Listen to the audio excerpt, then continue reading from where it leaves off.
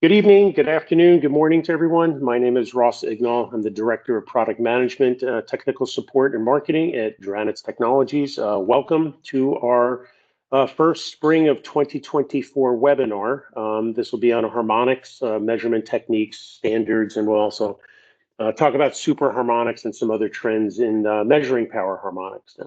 Please note that this is one of 5 modules that we have for our half-day power monitoring seminars. This is module number 4. It's been updated just as of a couple days ago, so we hope you find this quite interesting. So our agenda for today, I am joined in the room here. We're at our factory in Edison, New Jersey by Ken DeMario, who leads our technical support. He's going to be monitoring the chat today, so feel free to chat up any questions or comments, and we'll get to your answer during the presentation today, if time permits, or if it's at an appropriate time. Certainly by the end of the presentation, we'll certainly get to your questions and we'll give you some answers. So again, this is module number 4 of our power monitoring seminar series out of 5 modules. Focusing on harmonics, and we're going to talk about what are harmonics and why should we be concerned about harmonics. What are the standards for harmonic measurements? There's some commonality between the IEEE and the IEC. We will speak about that. There's similarities, there are differences, and maybe which standards you should be following given where you are in the world and some of the recent changes. We'll get into some harmonic definitions. What are the triplen harmonics, some rules of thumbs. We'll sneak in some live demonstrations using our Dranetz software. And then we'll get on towards the end. We'll talk about Supra Harmonics, which is generating probably the most buzz in the power quality monitoring industry today. We'll talk about what they are, what are the standards that apply to them, and how we can measure them both today and tomorrow.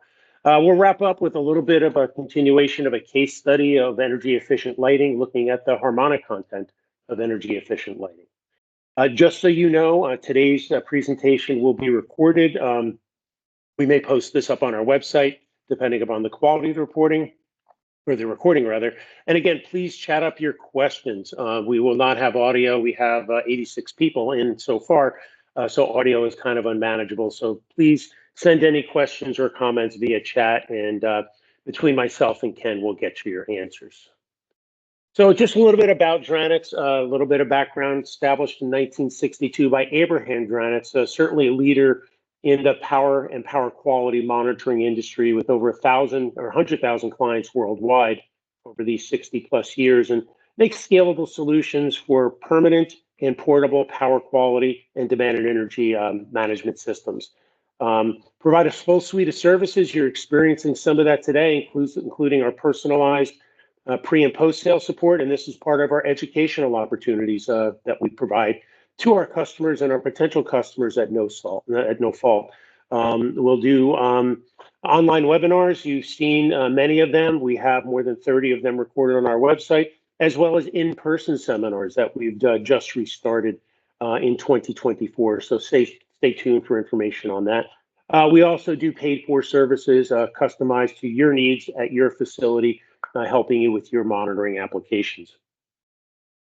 So here's Dranetz Technologies. Just note that we have moved about a year and a half ago, right around the corner, about a little less than a mile from our former location. We are now on Talmadge Road in Edison, New Jersey. If you're not familiar with the area, here is Edison, and here's Dranetz. We're right near Rutgers University, the State University of New Jersey. The IEEE has a very large office in Piscataway, New Jersey, one town over. And you can see New York City and Manhattan over here. So we're very, very well geographically located if you're certainly going to come and visit us. And our factory is ISO 9001 certified. We are a proud member of the GMC Instruments Group, a much larger organization that offers test and measurement, instrumentation systems and solutions for a wide variety of applications under a wide variety of brand names, such as Gauss and Metrowatt, which is T&M, multimeters, safety testers, insulation testers, electrical vehicle testers, and EV charger testers. You see Dranetz over here. Seaward is the manufacturer of PV and other testers. They have a sister company called Rigel, which does medical testing.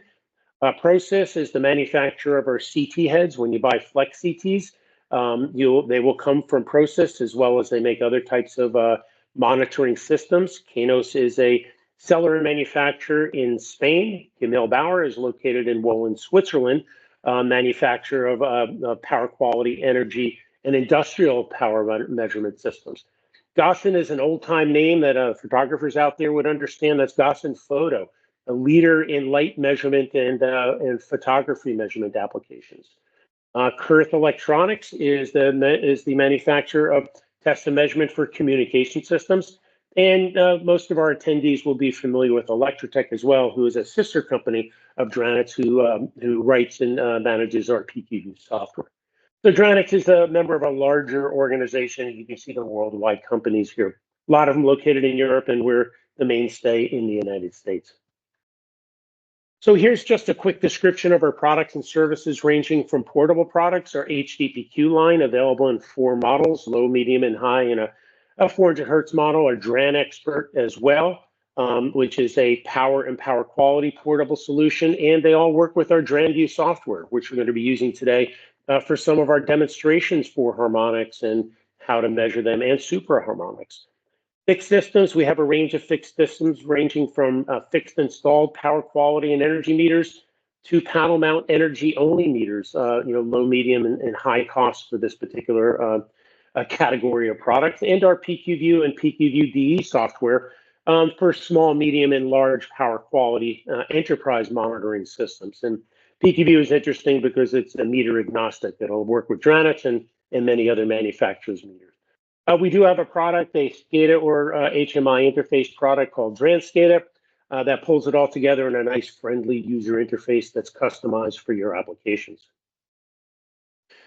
So before we get started here, just please don't forget to follow us on social media. Maybe many of you have learned about this seminar on our social media channel. So we are primarily promoting on Facebook and LinkedIn with our videos on YouTube. And each of our 3 selling organizations, Dranetz, Electrotech, and Gossin Metrowatt USA, which is our outlet in the United States for all of our sister brand companies originating in Europe, we all have our social media channels. So please follow us, get the latest information about our products and services. So without further ado, let's get started. Again, we're talking about harmonic standards, measurements, and rules of thumb. Recently updated, I updated this seminar. I did a presentation at a NITA seminar back in February, and I've done some updates since then. So this is hot off the presses and has our latest information on the subject. So I think first we kind of need to start with the basics. What is a harmonic? And a harmonic is an integer multiple of the fundamental frequency, and that fundamental frequency is either 50 or 60 hertz, depending upon where you live and the power distribution frequencies wherever you are. So North America, I think most of South and Latin America is 60 hertz, where a lot of the rest of the world, Europe and many parts of Asia are 50 hertz. So in this, the first harmonic is the fundamental frequency, which is either 50, 60 hertz. A harmonic is a multiple of that. So multiplied by 2, 3, 4, or 5. And at 60 hertz, the second harmonic would be 120 hertz. The third harmonic would be 180 hertz, 240, 300, and all the way out to infinity or wherever your instrumentation, or more importantly, the standards that your instrumentation is following caps out. And we're going to talk about that specifically because that's kind of where things are changing in the harmonic world. So visually looking at it, you can see it's an old picture that we've used, but this is what we call a harmonic waveform, a composite waveform. And what we mean, that includes all the harmonics. If you go to one of our meters and look at scope mode or a recorded wave shape, you will see this composite waveform. Well, the process of harmonics is breaking that down or decomposing that, usually using something called Fourier transforms, discrete Fourier transforms, or more appropriately, fast Fourier transforms to do it efficiently. And what it does, it takes this composite waveform with all, we'll call it the junk in it, and breaks it down into what the fundamental frequency component is and what the individual harmonic components are. So what is the fundamental, second, third, fourth, fifth, all the way out to usually the 50th in most instrumentation, because that's where the standards cap out, and gives you a whole list of the magnitude and phase of each of them. So if you actually visually look at this example here, you can see here's the composite, And you can see a significant third harmonic, or 180 hertz, 180 hertz at a 60 hertz frequency overlaid on top of it. And you give a visual indicator, and you can see how this kind of arrives at that composite. So again, this is what the meters are measuring from your circuits, your wall outlets, your three-phase circuits. And each channel is broken down into its individual harmonic contacts or content, so we can understand what's there and we can manage it and maybe mitigate it if there are harmonic issues. So this is what, at a very fundamental level, that your instrumentation is doing for you when it's doing harmonic analysis. So you can present harmonic information in multiple ways. You can have a tabular list, which I do not show here. And it's basically every harmonic, its magnitude, usually presented as the percent of the fundamental, which is a percent of what it should be. And you will get the magnitude and even the phase angle of each individual harmonic up to maybe the 50th, which is where the standards take you. More graphically, you will see it represented in one of two ways. Usually the bottom left here is by harmonic order.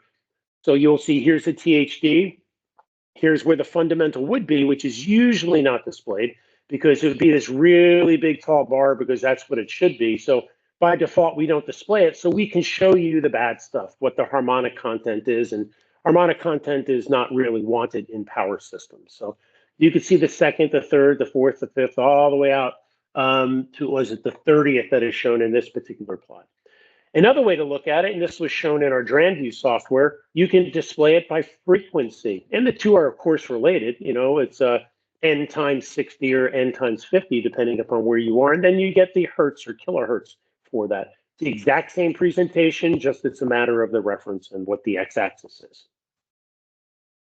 So what are triplen harmonics? Triplen harmonics are a multiple of 3. It's harmonics whose order is a multiple of 3, and we're talking 3, 6, 9, 12, 15, and so forth. The question is, why should you be concerned about triplen harmonics? Well, that's because triplen harmonics add in the neutrals. So if you go here to our next slide, you'll see that they're additive, and this is a very similar picture that we showed before, but we have a 3-phase system, phase A, phase B, phase C. And mathematically, the vector sum at 60 hertz or 50 is 0. The vector sum at the third harmonic, you can see these gray areas overlay. Well, they add in the neutrals, and that's the big differentiator here on why triplen harmonics are very important to us. And so the third harmonic, which is the most predominant, even harmonics typically don't appear in many power systems, but it is a triplen harmonic. So the sixth is one to look at. Okay, then you go up to the ninth and so forth. And those are the triplen harmonics, and those are the ones that we pay attention to a little more closely. So what I'm going to do is I'm going to switch over to Dranetz here. We have a harmonics demonstration tool. So let me just stop sharing for just 1 second, and let me figure out how to get over to my Teams here, and let me share my Dranetz window, which of course I can't find here. So just bear with me a second. Pull up Dranetz here, bring it over there, and just bear with me. I'm just trying to get this shared. There we go. And I can see that got shared. So this is Dranetz. And if you go to, where do you go? View, and you go to the harmonics demo, you will see what I just showed you. And if you switch this to 3-phase, this is the harmonics demo tool. And it's very cool because it'll take the last waveform selected in Dranetz if you have data loaded in there, and it'll give you a simulation of what happens if you adjust the harmonic content here. So from training perspectives, what we're talking about today, it's great to demonstrate, you know, as you slide in maybe the third, the fifth, the seventh, the odd harmonics or the even harmonics, and what the effects on the neutral would be. But from a mitigation standpoint, it can also give you an idea if I reduce a particular harmonic or harmonics, what would be the effect on the neutral? So let's go do this. So very simply, this is like an equalizer here, and I'm going to reset this.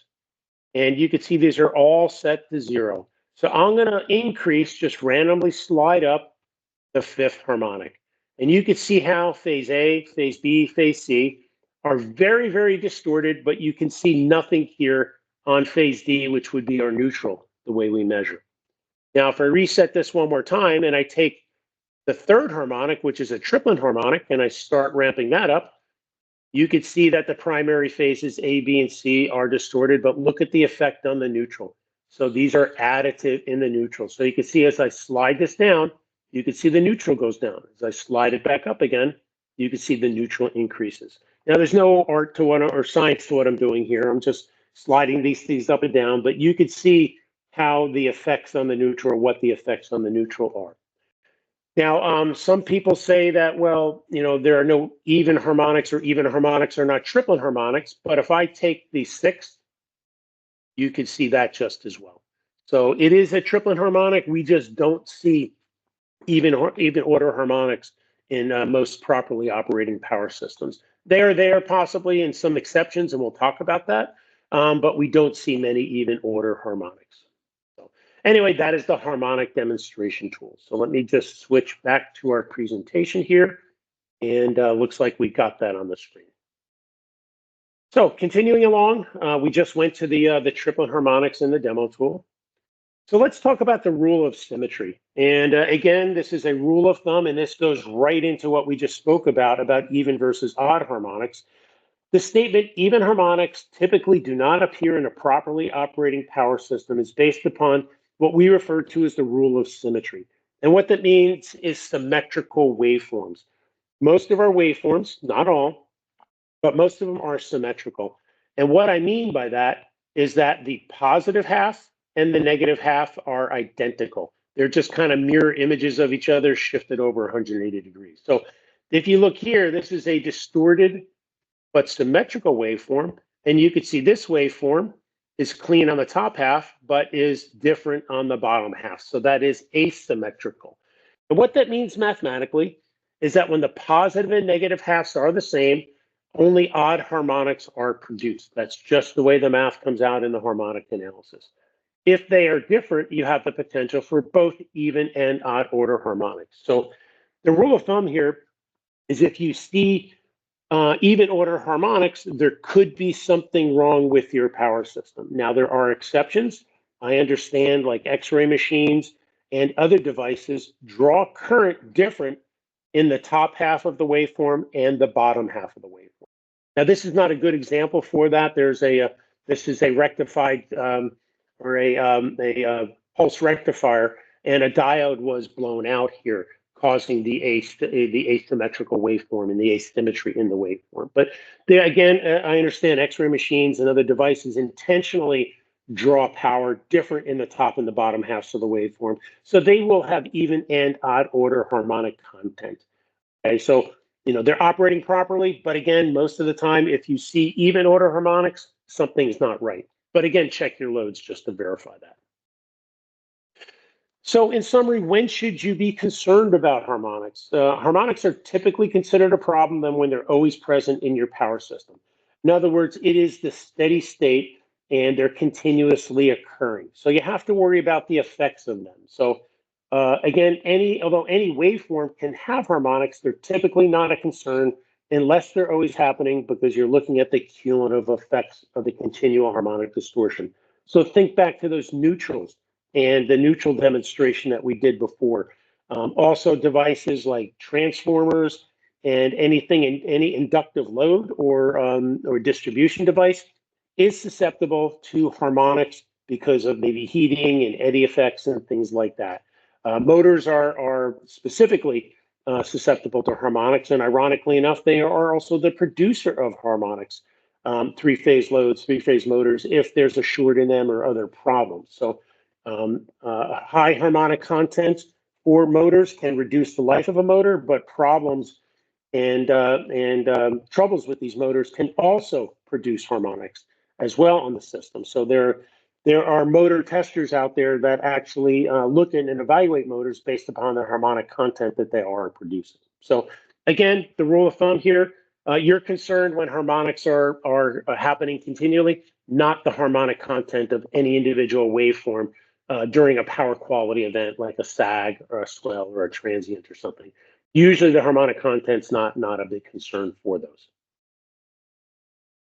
So what are the harmonic standards that we have to be concerned about? And the real answer to that, well, it really depends upon what part of the world you're in. But just to give you a little background, is that IEC 61000-4-7 has been and continues to be an international harmonic standard that's been used for many years.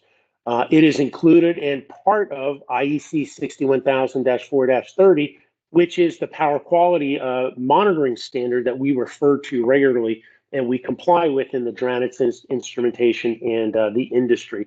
And 61000-4-30 is a standard that basically says how to build a power quality meter, not down to its components or anything like that, but the standards that it must comply with, the measurement techniques, windowing, and all the kind of the geek stuff that we have to do, with the whole point of getting repeatability of measurements, and harmonics is part of that. And what I mean is if you have two power quality meters from different manufacturers measuring the same load at the same time, they will get the same answers. And that's the intent of this standard, which 61000-4-30 is currently in its edition 3. It is being voted on edition 4 right now.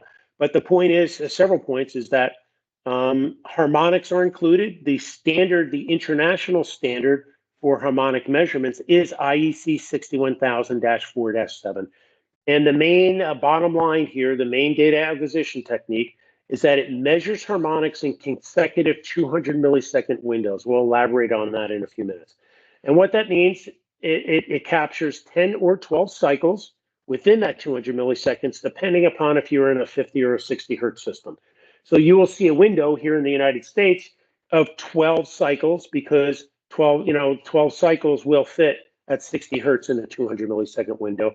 And similarly, it'll be 10 cycles in that 50 or in 50 hertz systems in Europe and in Asia, other parts of the world. And that's the smallest measurable quantity for harmonic measurements. Now, why is that important? Certainly, it's important if you're in Europe, Asia, other parts of the world that mostly follow IEC standards, but it's important for us here in the United States, North America, and a large part of Central and South America, is that the techniques, the measurement techniques of 61000-4-7 were harmonized, which means they are just used in the latest versions of IEEE 519, their 2014 version, and it remains unchanged in their latest update, which is 2022. So what that means is that all the measurement techniques of 61000-4-7, which have been around for 20 or so years and still remain the same at its core, are used as part of IEEE 519. So the measurement is fine, certainly from a PQ meter development. Well, that's a good thing for us. But the IEEE added several parameters for statistical measurements for compliance. So it takes those values measured in 61000-4-7 using the same techniques, but it specifies something that are called very short time harmonics. That's a 3-second harmonic calculation for both voltage and current. What it is, it's the continual aggregation of 15 of those 200 millisecond windows that I talked about. I'm going to just skip ahead a slide, and you can see this is what I mean. That's 1, 2, 3, all the way up to 12 cycles. Could be 10 cycles at 50 hertz. So you're seeing 15 of these butted without gaps next to each other. And that's where this very short time harmonic compliance calculation comes from. There's another one that specifies 10-minute harmonic calculations called short time harmonics. That is an aggregation of 200 of these very short time harmonics. Now recognize that there are no gaps between these windows. Each 200 millisecond window, to be Class A compliant or fully compliant, rolls right into the next 200 millisecond window without gap. Okay, so that adds up to your 3-second and then ultimately your 10-minute harmonic windows. So what 519 does, starting in 2014, slightly modified in the 2022 version, it defines limits and statistical requirements for voltage and current for very short time and the short time harmonics over 1 day and 1 week. So that's your pass-fail. That's something that, excuse me, that 519 was lacking in its older versions, or actually two things. It didn't tell you how to measure harmonics, and it didn't really give specifics on what the compliance limits were. It gave some THD limits and things like that, but it wasn't very detailed. Now, starting with the 2014 update, it gets very detailed in what it provides. So manufacturers and then ultimately you guys can determine what is pass, what is fail on individual harmonics and total harmonic distortion and other parameters. So how is that measured? And I kind of alluded to a lot of it before. So again, as specified in 61,000-4-7, as well as other parts of 61,000-4-30, there's a basic window of that 200 milliseconds of AC cycles into those, that's 10 or 12 cycles at 50 or 60 hertz, okay? The harmonic and other measurements, there's other slower measurements as part of these power quality standards, are computed on this 200 millisecond window.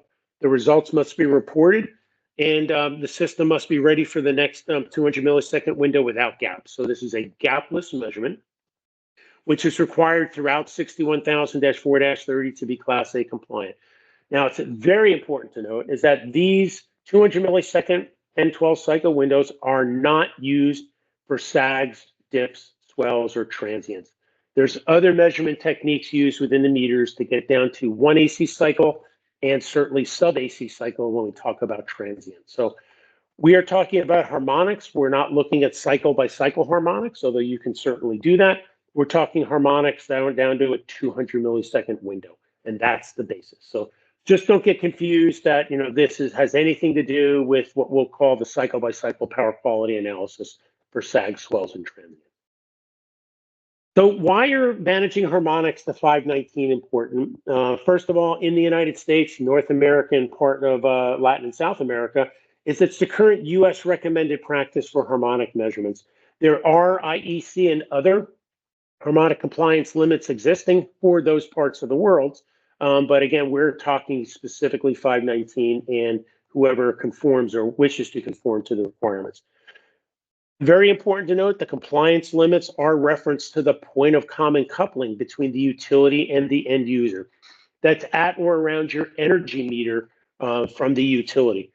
Applications are basically anyone who's looking to manage harmonics. We're talking about DER, which stands for Distributed Energy Resources, which are alternative energy applications, solar, wind, battery storage, things like that. Utility management and facility management. So you can see the first two here in many cases provide the electricity to a facility.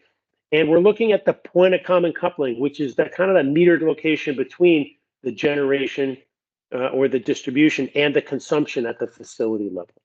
But it's very important to note the intent is to manage the interface point between the utility and the system owners or end users, okay? The specified limits in 519, 2014 or 2022 are at that point of common coupling and not intended for individual loads. However, we do recognize that the real world does consider that for individual loads, but that's not really an official pass-fail. The whole intent here is have a utility system and manage the harmonics on that system that usually comes is reflected back on from the loads or the facilities or whatever is on in that system.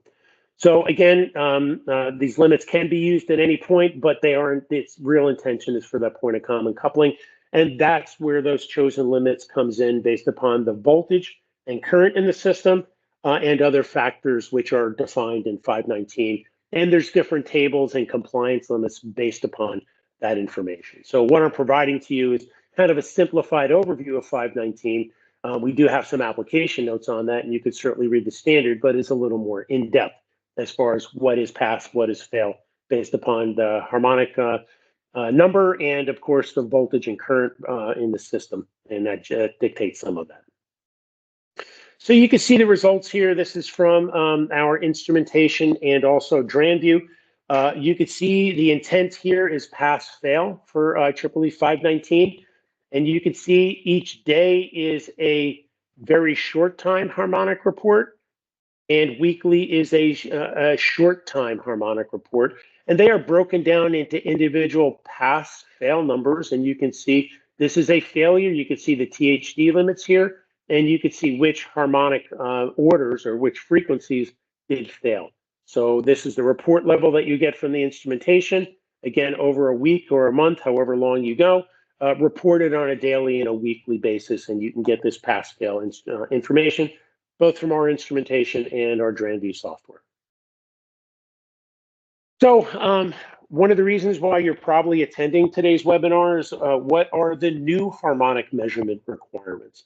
And it's a very interesting time for power quality measurements because this is where the activity is. The power quality measurements are quite um, mature in the market, and that really hasn't changed. It's evolved a little bit, but the biggest change is in the harmonic requirements or the perception for harmonic requirements. So if we look at where we stand today, excuse me, the primary reference in the instrument or the industry, as I mentioned before, is IEC 61000-4-30. It is presently in its edition 3. Edition 4 is out for draft vote, although there's no timeline. It's in the process of moving towards release. And there's really, other than some clerical changes, and I'm on this working group committee, there's really two significant changes or enhancements from edition 3. And one is new RVC or rapid voltage change measurement techniques. But most importantly are informative information about how to do supra-harmonic measurements. And we'll elaborate on that in a little bit. The point is the release date for this standard has not been done yet. My guess would be another year or so or more based upon where it stands. I can't, that's just my gut feeling, my personal feeling. And just note the IEEE is considering the need for supra-harmonic recommended practices and standards to evolve at the same time. Now, there's a lot of questions about supra-harmonics, and I'll phrase it, is this a problem looking for a solution or a solution looking for a problem? And what I mean is there's not a lot of proven data that supra-harmonics exist, and if they do, are they a concern? And we're going to talk about in the next slides what they are and how to look at them, where they can come from, what devices are susceptible to them, and we'll talk about some of the measurement techniques as well. So what are supra-harmonics? They are defined frequencies or defined as frequencies in the range of 2 kilohertz to 150 kilohertz. And you can see this goes much higher than what we're talking about right now as for the current standards from the IEEE and the IEC, which usually cap out at around the 50th harmonic. So how do we look at harmonics today? Again, it's distortion of the 50/60 hertz fundamental frequency, depends upon what part of the world, but it's n multiples of that. And they're viewed as primarily originating from loads. So there doesn't really come, unless there's something wrong, from the power generation, even the new modern generation for the most part. Harmonics are perceived to come from the loads that we kind of plug in on the other side in our facilities. Those are the ones who draw current in an asynchronous manner, not asymmetrical, but asynchronous. That distorts the waveforms. You get distortion that is impressed upon the voltage and looks like that. And we got to manage that and look at the things that we spoke about before. So again, we spoke about earlier, there's IEEE 519, which now uses the measurement techniques of 61000-4-7, looking at those 50/60 fundamental frequencies and up to the 50th for voltage and current harmonics. Now, to put that in perspective of frequency, at 60 hertz, that's up to 3 kilohertz. At 50 hertz, that's up to 2.5 kilohertz.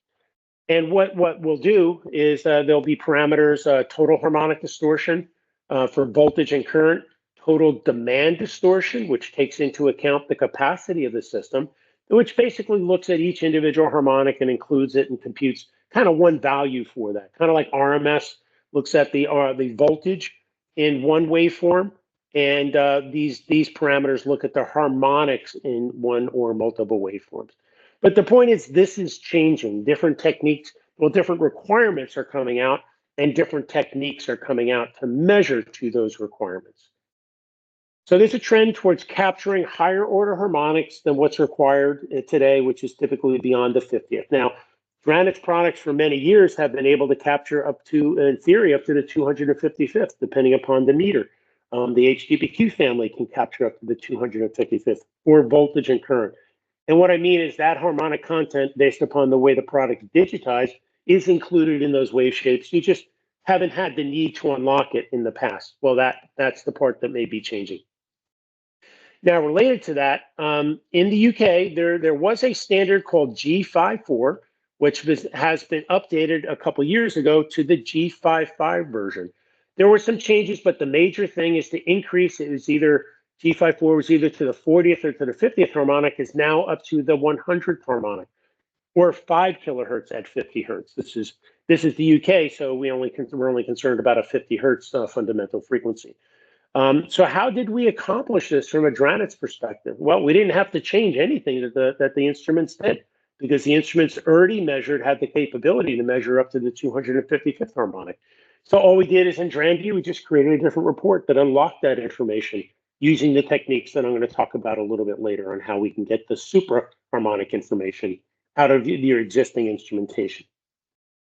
So concerns in reality do exist for up to this level and higher order harmonics and frequencies. So the question is, why is there a concern? Excuse me. If you look at a modern utility system, there's a lot going on that didn't happen years ago. So traditionally, we'll look at kind of the bottom half of this. And you can see you have traditional transmission. There's the old standard nuke, coal, gas, other sort of carbon-based, let's call them, with the exception of nuclear generation, which goes to transformation down from a transmission system at a high voltage down to a lower voltage in distribution, down to where we consume electricity at the industrial or residential or whatever level. There was some alternative energy, but the last 10 or more years, maybe 10, 15 years, has grown exponentially. And that's creating possibly some of the concerns in here, is susceptibility to some of the switching frequencies. So you could see now scattered along the line and injected in the power system at the transmission, the distribution, and at the consumer level are, wind farms, solar farms, battery storage, which store up, energy created by alternative energy usually, and then feed it back maybe when it's dark in a solar application, or when there's no wind in a wind application, or other sorts of alternative energy. But there's some concerns over the inverters and things that are used there. And this is, you can see some of the bubbles here. What this is, the metering requirements at various points in the distribution system, transmission and distribution system. So years ago, there were really not major power quality concerns from generation transmission. Usually they came down, down at towards the distribution or the consumption level, past that point of common coupling, because that's where most of the problems were. Other things were faults in systems, and that was kind of important, but now, with the injection of a lot of the alternative energy, the measurement of both the energy consumption or production, maybe in this case, and the quality of supply is becoming important no matter where you look in the generation, transmission, and distribution system. A lot of this kind of folds back into the needs for the supra harmonics that we've been speaking about. So when you look at what are the potential sources for supra harmonics, modern inverters and converters, they switch at higher frequencies. There's concern over the noise on that system being injected into the power system, and some devices, which we'll talk about on the next slide, having potential susceptibility to those problems. So when you talk about DER, again, that's distributed energy resources, wind, photovoltaic, battery storage, and other things are DC that are inverted to AC and then connected to the power systems, whether locally or something in the transmission and distribution systems. Today, of course, we have EV chargers. They are popping up all over the place. So you can't drive by a food store or a major mall or whatever and not see an EV charger. Just me walking the dog in the neighborhood, I see them all around, charging a lot of the electric vehicles that are popping up around. There's also power line carrier energy meters that what they do is they communicate with home base with their communication software, whatever that is, using power line carriers. So they're actually using the power systems and the transmission lines and the distribution lines as communication pathways. And there are other potential sources for or of supra harmonics. So what's the potential for susceptibilities for supra harmonics? Well, you have the grid control. Those power line carriers, they do use that. They use the similar frequency ranges up to 150 kilohertz. So they can be susceptible for potential supra harmonic issues. Again, they're using it for grid control, energy management, and understanding SCADA in their systems. And then you have the related metering that could be involved with that. Well, if the meter can't transmit or communicate with the SCADA system. There could be issues with that. There's concern over thermal stress and aging of the systems and interactions and resonances in the system. So you get these kind of weird inductive and capacitive situations, and you can potentially create a resonance frequency or resonance problem at specific frequencies. It's kind of tuned to that, as we know from resonances. And there are others out there, but these are the potential sources and the potential susceptibilities for superharmonics. Now, again, I go back to the question, is this a problem looking for a solution, or is this a solution looking for a problem? More and more people think this is a problem that isn't severe now, that has the potential to become more severe. So the solution is looking for ways to appropriately measure superharmonics and also, of course, I'm sure, mitigate the effects of these superharmonics, just like we've mitigated the effects of the standard harmonics that we look at below the 3 kilohertz range. That was a severe problem in like the 90s when all these computer loads starting going online and creating these harmonic and triplen harmonic problems. So specifically speaking about superharmonics, excuse me. So again, as a reminder, these are harmonics in the range of 2 kilohertz to 150 kilohertz. So the bottom line is new measurement techniques are and will be needed to make these measurements. And just a point of note, 61000-4-7 can accommodate up to 9 kilohertz. So that gets a little bit in there, but that's not really anywhere close to 150 kilohertz. So measurement technique definition is needed for that 9 kilohertz to 150 kilohertz range. There have been some of the techniques proposed in this edition 4 to 61000-4-30 that I mentioned, based upon the CISPR, which is the International Special Committee on Radio Interference methods that have existed for years for laboratory type environments. The challenge here is that those are adequate techniques, but they're not really applied to field use. They're not really developed to have a cost-effective handheld meter that you can bring around to do these measurements. So that's where some of the challenges come in creating the next generation measurement techniques for harmonics. So the bottom line is the term harmonic or harmonics may be misleading in these newer applications. So today, well, what is a harmonic? Is an integer multiple of the fundamental frequency. Well, what's the fundamental frequency for superharmonic? Well, because it's not, in a lot of cases, it's not based upon that 50, 60 hertz fundamental.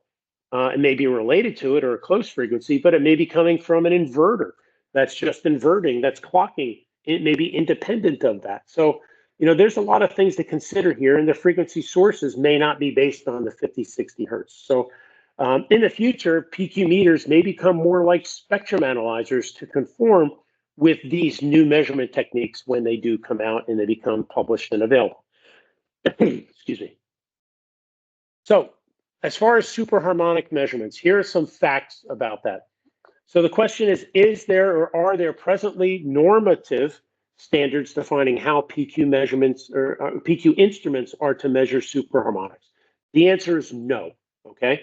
And just a little background, in the standards world, normative usually means required, informative usually means not required, and is additional information usually contained in annexes. So you'll see these standards, and they'll have the main body of the standard, which is normative, and the annexes will contain just kind of FYI information.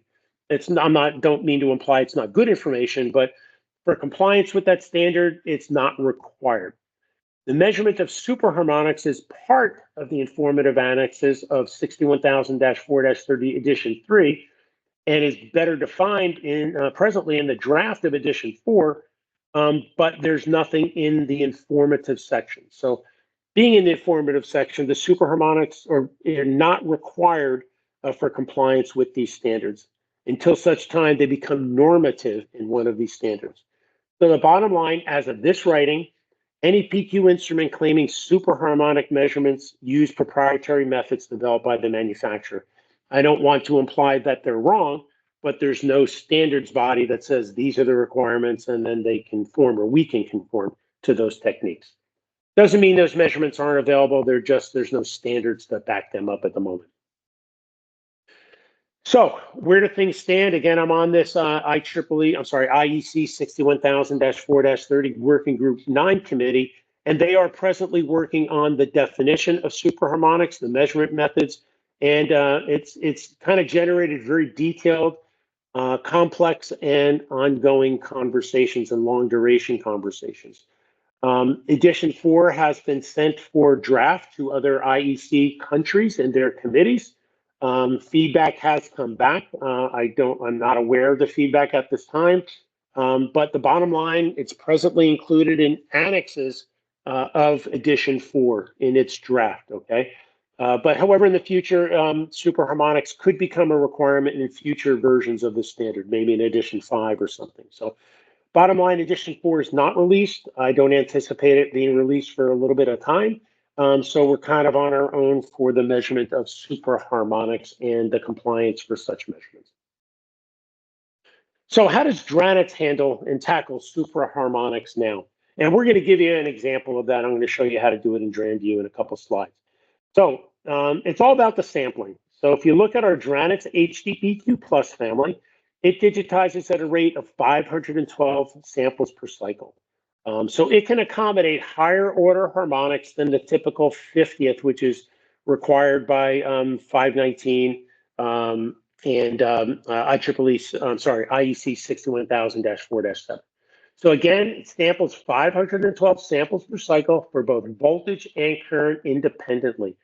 So that means each recorded waveform includes up to the harmonic content of the 255th, which is about 15.3 kilohertz at 60 hertz and 12.75 kilohertz at 50 hertz, again, for both voltage and for current.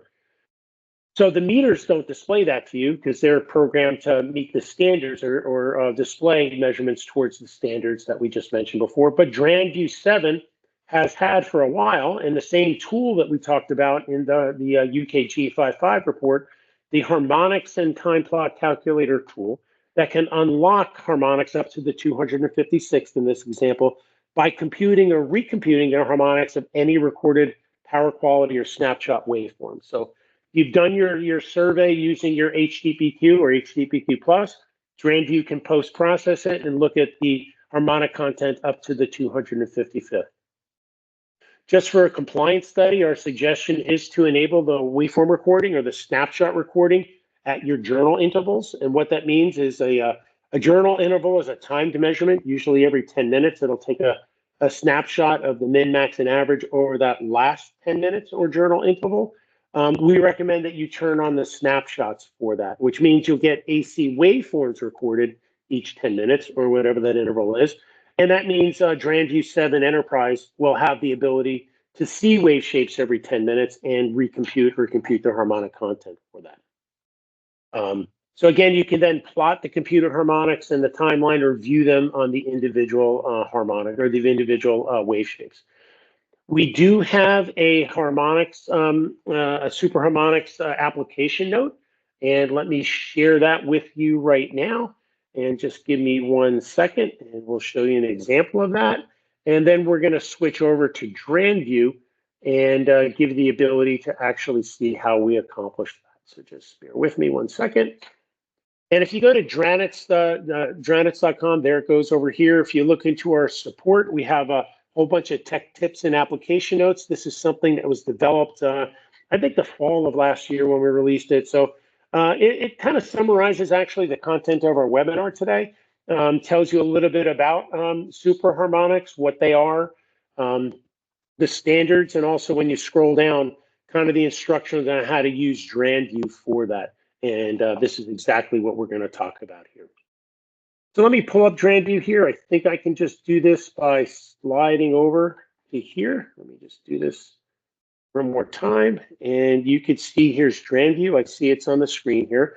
Now, if you go to DranView, normally you're looking at the Home tab, and you'll see all the tools to go navigate your information, all that stuff. So you really want to go to use the harmonic time plot and demo pool. First of all, you need DranView 7 Enterprise. And the Enterprise is over here. It'll tell you where it is. It's at the top tab. It'll tell you whether it's a Pro or Enterprise.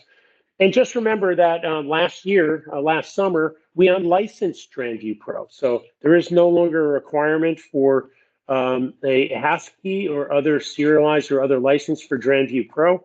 However, the capabilities that we're talking about here are only available in DranView Enterprise, and you will need the hasp key to unlock the capabilities of DranView Enterprise, which is included Enterprise and a hasp key in every HDPQ Plus Guide, Explorer, and Explorer 400 package.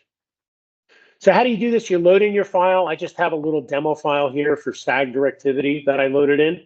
You go to the Data tab, and you go Harmonics and Time Plots. Now, this is that calculation engine that I mentioned before and has the ability to go through and do more than what I mentioned before. You can recompute your RMS, your THDs, your frequencies. This is a nice tool for cycle-by-cycle frequency plotting of maybe generator startups, UPS startups, and things like that. You can look at power. But the part that we're concerned about here is the harmonics area. So this is where you can select which harmonics to recompute. And if you go down to more detailed information, it'll ask you which order you want to recompute them. So I chose the 255th. If I pull down this list, I'll wait for it to come up here. Yeah, you guys see it there. All the way down at the bottom, I chose 255, okay? Then you can also change the THD calculations, but that's not really what we're concerned about. So in this, when you select this, and I select OK, I'm not going to do it now because it'll take a little bit of time to do. I've already done that for us here. It'll go back and it'll look at every waveform in your database on all 4 voltage, all 4 current channels, and recompute the harmonics and make them available up to this order using whatever precision that you've chosen. So to show that they're there, you can see here's a timeline. I'm going to right-click and go Properties, which allows me to choose what I'm displaying in this timeline. And you can see right now it's just voltage. I'm going to go to this Harmonics tab here. You scroll all the way down. These are the harmonics computed by DranView. And I'm going to scroll all the way down, and you can see I can select up into the 255th harmonic. Okay, and I've chosen the mixed mode. So these harmonic groups are what comes natively from the meter. And you can see they cap out at the 127th for voltage and the 63rd for current. So on HDPQ Plus, that's what we make available in real-time mode, 127th for the voltage, 63rd on the current, and also on what we record here, but the data is capable up to the 255th harmonic, which you can see all the way down here. All right, you want to see that content, and I could have plotted that as a graph if I wanted to, or I could look at maybe my harmonic distribution. So I'm going to delete this chart. I'm going to go to View. View. Insert Chart, and I'm going to look at the harmonics chart. So you can see I go right-click on this, go look at the options, the properties. I'm going to tell this in the harmonics to now display not only based upon the fundamental, but up to a harmonic order of 255. It defaulted in this graph to 25. I could change it to any number that I have harmonic content for. So I'll just click OK. And you can see it's recomputed. You can see that goes out to the 15th or to 15 kilohertz, as we showed you before. Again, I think at 60 hertz, it'll go up to 15.3 kilohertz. So if we were rich in super harmonics, we would see that out here. You can see a little bit of bubble here if we zoom in. So that's the way you use the harmonic demo tool for looking at the triplen harmonics that we showed before, and the time plot or harmonic and time plot calculator to produce and show you the super harmonic contents up to about 15 kilohertz. So there's other things that you can use in DranView for harmonics, looking at the harmonic directivity. That's looking at content of the first and third quadrants, the second and fourth quadrants to look at the directivity. But that's for another conversation, and there's no standards that kind of back that up. It's a complicated kind of thing, a complicated kind of topic. I know we had a chat in the chat room to talk about that. So anyway, let me just switch back, and we'll get back to our presentation here. Now, last but not least here, let's talk about some alternative energy, and some lighting. This is the case study. It's actually the second half of a case study we have on our full seminar. And the questions come up on these energy saving light bulbs. So we basically had a test and we compared an incandescent light bulb to an LED light bulb to a compact fluorescent light bulb. And in the energy part of our seminar, which I think was module 2 or 3, we looked at, well, what are the energy savings? Not that we distrusted that, but it was nice to prove it. Now here in module 4, we're going to, in harmonics, let's look at the harmonic content of those energy savings light bulbs. So what you see here is this is the sine wave for an incandescent bulb, which is just resistive. Note that any distortion here is probably just going on in the lab because this is just lab power here. This is not a pure power supply. It's a resistive load. You're not going to see much harmonic content in there, okay? You can see the green is a compact fluorescent bulb and the blue is an LED bulb. So you can see that there is distortion in both the LED and the compact fluorescent, with the CF bulb being much worse. You can't really find many of these on a consumer level today. Most of them has switched over to the LED bulbs, but you could see just for educational purposes that there's harmonic content here. If you look at the harmonic distribution, the important thing to look at here is the summary. If you look at the incandescent bulb, you can see the current THD was about 3.6%. Now, that's just coming from the power system in our lab that we're plugged into. But the important thing, I think this is a 60-watt light bulb, and the compact fluorescent and the LED were the same equivalent light output of a 60-watt light bulb. You can see the incandescent is 3.6% at half an amp. Okay, so that's fairly significant. Think of that on a 15 amp residential breaker, that's a half an amp. The compact fluorescent had 90% THD. The LED had about 15% THD, but if you look at the RMS current, we're talking 150 milliamps and 80 milliamps for the LED. So this is one of the concerns in looking at just THDs, and their parameter called TDD, total demand distortion, which also includes the capacity of the system. And what that means, and that's what's included in IEEE 519, 2014, and 2022. So if you look at this rationally, for the incandescent, that's 3.6%, and that's that's a half an amp worth of load there. So that's pretty significant on a 15 amp, typical household breaker. But if you look down here for the compact fluorescent and the LED, it's 80 milliamps or 150 milliamps out of maybe a capacity of 15 amps. So it's very small. It looks very bad. If you look at the pictures, they look very distorted, but it's a very small amount of current. So that's where you need the capacity of the system to kind of look at these things. So years ago, when these energy efficient lighting sort of came out, there was a lot of concerns over, well, what happens when you put, in this case, a CF bulb in every light of your house, and every house in the neighborhood has it. What's the effect on the substations? What's the cumulative effect?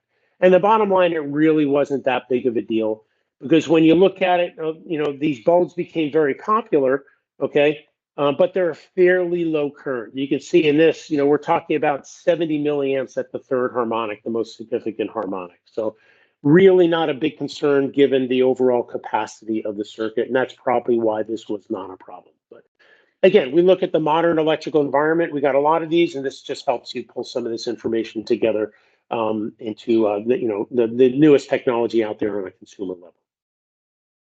So anyway, that's all we have here today. I want to thank you again for your time. We're going to stay around here in the chat and answer any of your questions. Again, if you do have any questions, you can email our tech support. Ken or myself will receive it, and that's techsupport@dranetz.com.